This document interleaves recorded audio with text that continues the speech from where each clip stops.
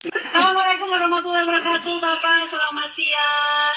Kami hadir di sini mau mengucapkan selamat ulang tahun yang ke-64.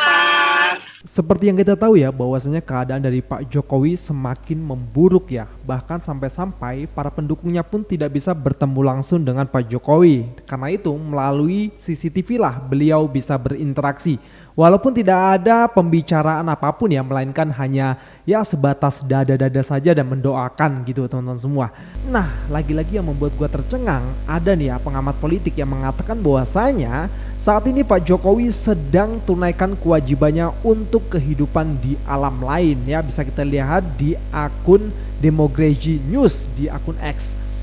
Ini maksudnya apa nih? Di sini ada beberapa kata dimulai dari Pak Jokowi akan pasrah sebagai bagian ritual akhir hayatnya dan saya berkeyakinan menolak untuk diobati secara medis apa yang saat ini sedang dialami. Pak Jokowi tersadarkan akan akhirnya memutuskan untuk membuat kesepakatan diri baik fisik, ruh dan juga jiwanya melakukan penebusan total. Tanpa kata dan tindakan fisik saat ini Jokowi sadar dan menunaikan kewajibannya untuk melanjutkan perjalanan kehidupan di alam lain.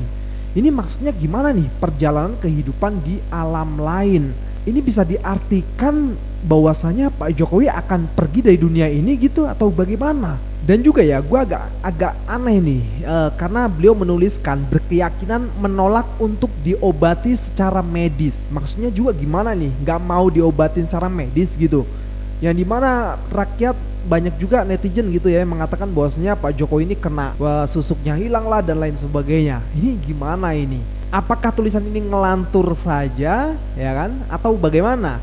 Dan juga menuliskan di sini Pak Jokowi tersadarkan dan akhirnya memutuskan untuk membuat kesepakatan diri baik fisik, ruh dan juga jiwanya melakukan penebusan total. Penebusan total ini maksudnya penebusan apa nih? Penebusan dosakah atau penebusan apa nih?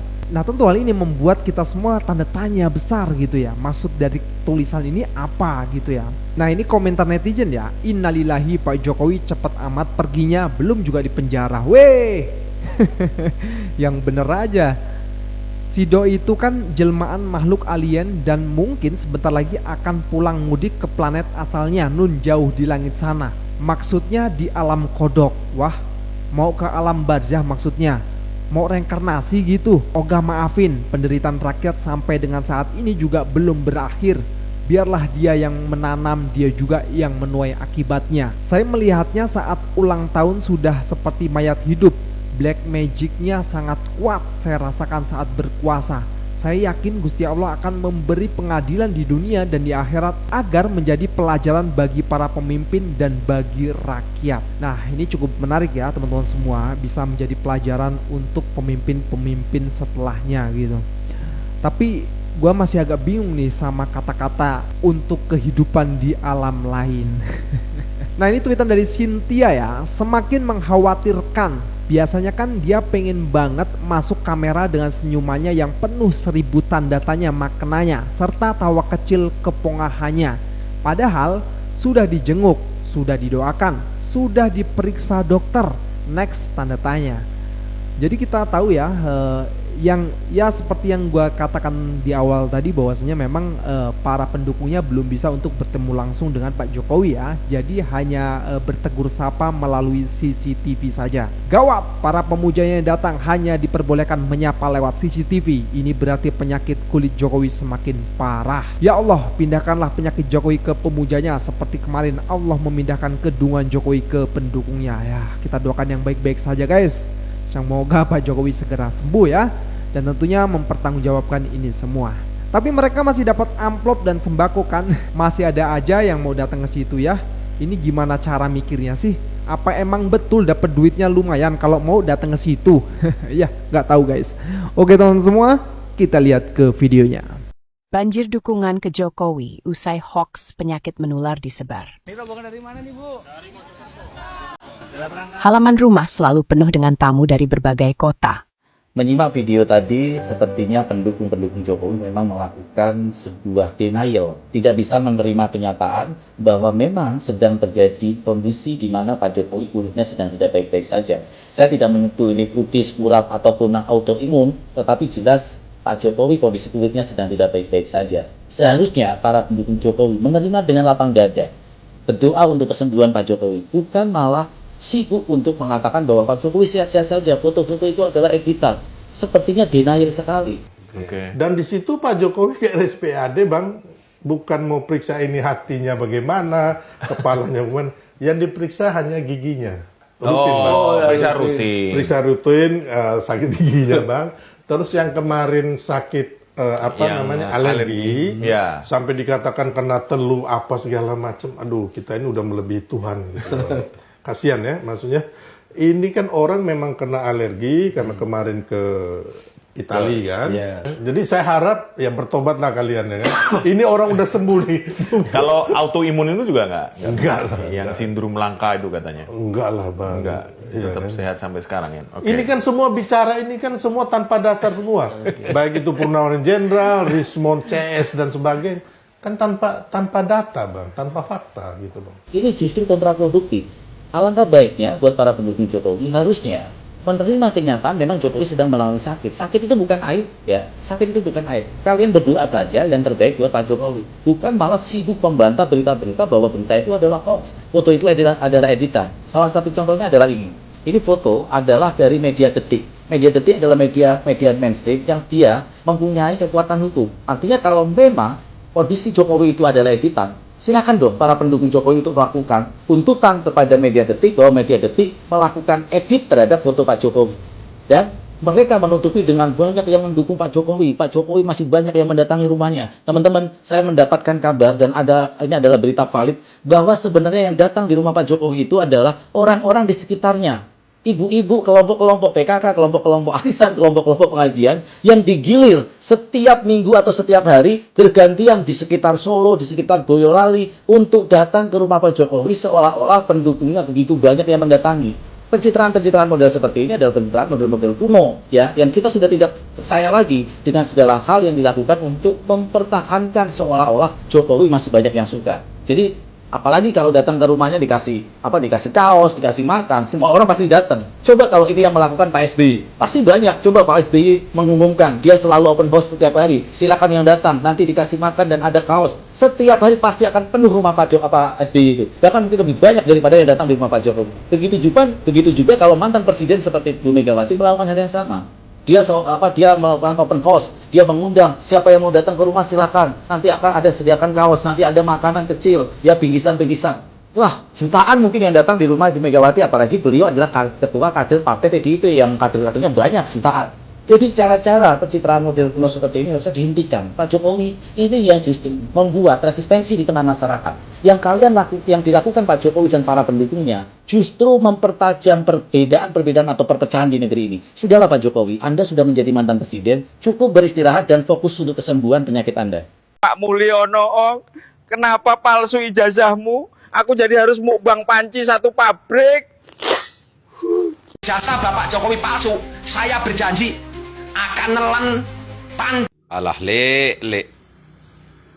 Bukan motong-motong rumput kasih umpan lembu sana bukan. Apain kau jamin pula ijazah orang?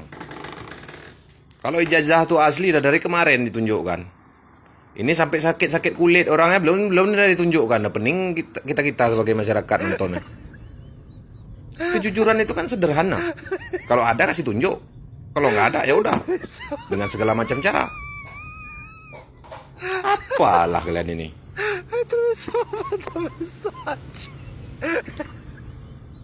Kalian pikir semua rakyat itu betungki ya Pak, mau percaya gitu? Enggak lah. Aku nggak ada urusan masalah ijazah tuh. Tapi menurut aku kan, kalau ijazah itu benar-benar ada, nyata, asli, segala macam, tinggal tunjukkan aja. Toh kalau Pak Jokowi nunjukkan ke publik itu, yang malu orang-orang yang gugat. Iya kan? Kenapa nggak ditunjukkan? Kenapa harus pakai dua kampung pengacara? Kuasa hukum. Untuk apa? Apa untungnya?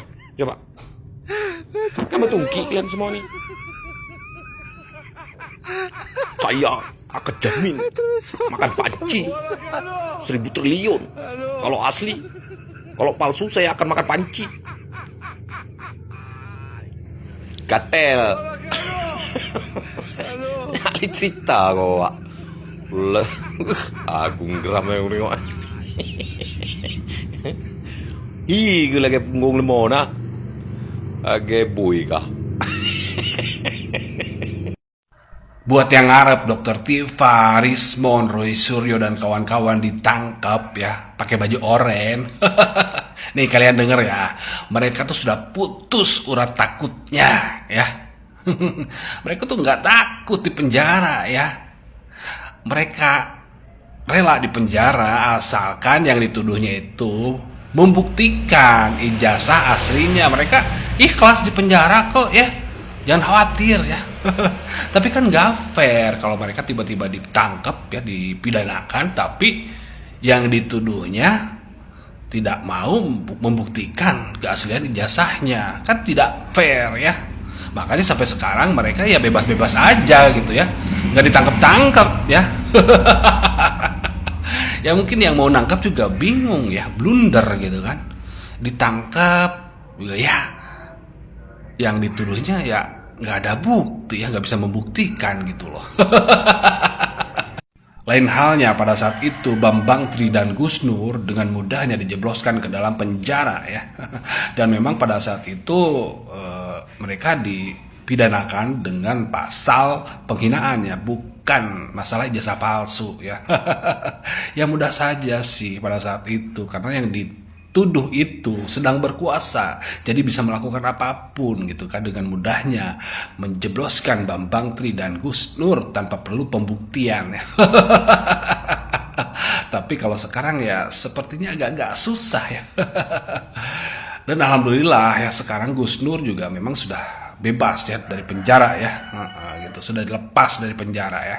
Alhamdulillah sehat-sehat selalu ya. Dan waktu itu Gus Nur dan Bambang Tri ya sempat melakukan mubahalah gitu kan, dan itu dianggap penistaan ya. Dan apakah efek mubahalah Gus Nur dan Bambang Tri pada saat itu, apakah sekarang sedang bereaksi gitu ya? Wallahu alam bisawabnya. Dan semoga Bambang Tri juga secepatnya ya menyusul Gus Nur untuk segera dibebaskan, dan memang tidak layak dipidanakan ya Bambang Tri. Semoga Bambang Tri secepatnya bebas. Amin. Kali ini mantan wakil menteri desa terseret dugaan pemalsuan ijazah Jokowi. Bahkan beliau ini diduga pemilik dari percetakan yang mencetak ijazah aslinya Jokowi yang bertempat di Pasar Pramuka. Aduh, kalau seandainya ini memang terjadi, kalau seandainya dugaan ini memang benar, artinya guys, ijazah Jokowi memang asli, tapi bukan asli dari UGM, tapi ijazah asli yang berasal dari Universitas Pasar Pramuka. Dugaan ini tidak main-main. Dugaan ini diungkapkan oleh pengamat intelijen sekaligus mantan perwira TNI Angkatan Darat, Bapak Sri Raja. Dan siapa mantan wakil menteri desa tersebut? Namanya adalah Pak Paiman. Memang beliau silent, nggak pernah kedengaran selama ini. Kita tahu tidak semua pejabat giveaway mau menampakkan dirinya. Maklum mereka bukanlah pejabat yang notabene-nya karena kualifikasi untuk menduduki jabatan tersebut, tapi lebih karena sesuatu yang pernah mereka buat, yang besar pengaruhnya untuk meluluskan jadinya rejim Mulyono. Siapa itu Paiman? Dia adalah ketua relawan sedulur Jokowi. Keren, seperti ketua relawan Pro Jokowi. Seorang Ari Budi yang memang selalu menonjolkan diri di mana-mana. Alhasilnya, kita tahu kinerja para jabatan giveaway. Kita lihat saja Budi Ari, nasibnya sekarang di ujung tanduk. Siap-siap dengan konsekuensi yang apa Anda lakukan selama ini. Terus bagaimana dengan Paiman? Tidak ada kejahatan yang bisa jalan dengan sempurna. Ingat, kebenaran akan mencari jalannya sendiri. Ayolah saudaraku seluruh Nusantara, bersama para netizen, tetaplah kawal berita pencari kebenaran ini. Abaikan amukan dari para termol, yang sudah dipastikan mereka akan membilang kita adalah orang yang tidak pernah move on, barisan sakit hati, atau orangnya Anies. FPI lah, HTI lah, dan semuanya yang mereka bicarakan tentang kita. Kejujuran jauh lebih mahal daripada ucapan-ucapan para termol. Anggap aja itu anjing yang menggonggong. Tetaplah berjuang untuk mencari kebenaran. Hindari para penjilat-penjilat bangsa. Kita lihat, semakin hari semakin mengkerucut. Kalau kebohongan itu tidak bisa ditutupin selamanya, kebenaran akan mencari jalannya sendiri. Berita soal ijazah palsunya Jokowi ini semakin liar. Mereka para kuasa hukum, para pendukung Jokowi sekarang semakin panik. Karena semua narasi dan semua pertanyaan dijawab dengan menabuh genderang perang oleh para kuasa-kuasa hukumnya Jokowi. Mereka seperti kehilangan narasi. Mereka memperlihatkan bahwasannya mereka semakin terpojok. Ingat, menegakkan benang basah bukanlah kerjaan yang mudah. Dan ingat, setiap apa yang kita ucapkan atau menutupin kejahatan, ada hisab setelah kematian. Semakin lama berita ijazah palsu semakin mengkristal, kebenaran akan terlihat pada akhirnya. Salam waras dari Medan, salam bela bangsa.